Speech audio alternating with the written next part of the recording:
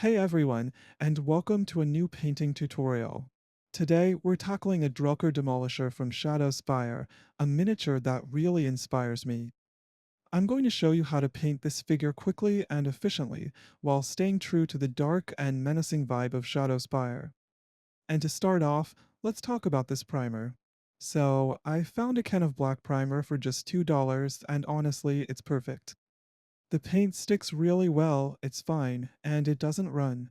I'm always amazed by how affordable quality modeling supplies are here in Japan. For those of you who paint regularly, having high quality materials at such a low price is just fantastic. So, I'm starting with this black primer all over the miniature. Next, I'm painting the armor and axe with plate mail metal, but without covering 100% of it. I'm leaving some darker areas to add depth, which fits perfectly with the Drelkar aesthetic.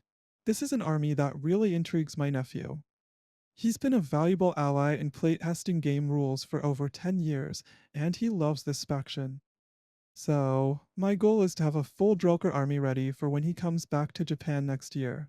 For the axe handle, I'm going with Banshee Brown. It contrasts nicely with the rest and gives off a slightly aged but noble look. Then, I move on to the cloak, which I'm painting in Necromancer Cloak. It's a very dark gray that just adds a bit of depth to the black base. I leave the recesses black to really emphasize the shadows, but the idea here is to keep the color scheme simple and reproducible. The goal is to finish each miniature in 20 minutes tops, including the basing. For the leather parts under the armor and the boots, I'm using oak brown. It's a classic, sturdy color that works well for the Drelkar, fitting the idea of warriors who have survived centuries of battle. The straps on the armor are painted with leather brown to add a bit of variation and keep the color scheme distinct. The pants are done in dark sky, a very dark blue.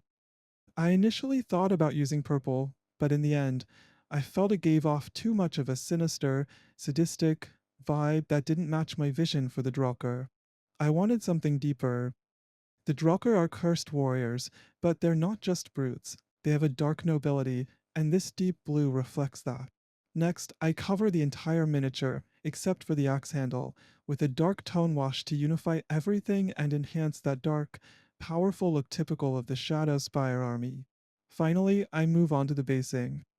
Nothing too complicated here. I add a few rocks, then sprinkle some static grass, all glued down with a mix of glue and brown paint. If I have some time, I might even 3D model some custom bases to match the army's theme to give it a more personalized touch. For this army, I wanted a color scheme that's easy to replicate, especially since I'll be using miniatures from 3 to 4 different creators. The key is making sure everything looks visually cohesive.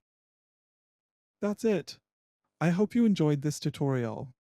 If you want to paint similar miniatures, this Drelkar Demolisher was designed by Quartermaster 3D.